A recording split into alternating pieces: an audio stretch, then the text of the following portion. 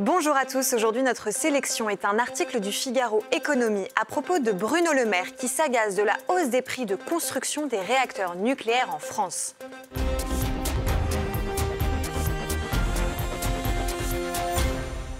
C'est un changement de stratégie énergétique. Pour retrouver de la souveraineté, le président Emmanuel Macron a lancé en 2022 la construction de 6 nouveaux EPR ou réacteurs pressurisés européens. En gros, ce sont des centrales électriques. L'idée est de répondre aux besoins croissants des Français en électricité. Selon le média Révolution énergétique, il faudrait par exemple construire 10 à 15 EPR pour que nous puissions tous rouler en voiture électrique. Le problème, c'est que leur coût de construction est en train d'exploser. L'estimation des 6 EPR est passée de 51,7 à 67,4 milliards d'euros. Un EPR reviendrait donc à plus de 11 milliards l'unité. De quoi agacer le ministre de l'économie Bruno Le Maire. Et le prix n'est pas le seul problème, il y a aussi le retard de livraison. Prenons l'exemple de Flamanville qui était le premier EPR construit en France. Nos confrères du Monde rapportent qu'il sera raccordé au réseau cette année avec 12 ans de retard pour un coût final estimé à plus de 19 milliards d'euros. Et ce n'est pas le seul exemple.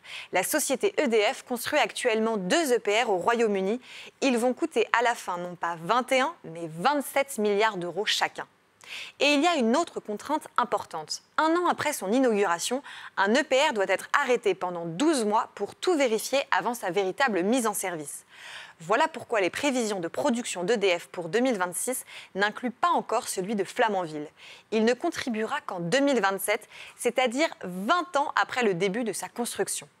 Il est urgent de trouver une solution. Le site Euractiv rapporte que l'Estonie veut construire d'ici 10 ans un réacteur de 300 MW pour moins d'1 milliard d'euros. C'est une autre vision du nucléaire, construire plus vite et beaucoup moins cher de petites centrales.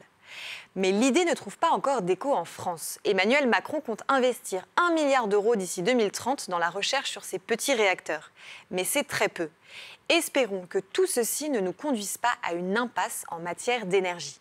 Pour en savoir plus et échanger sur ce thème, retrouvez-nous sur Internet et les réseaux sociaux.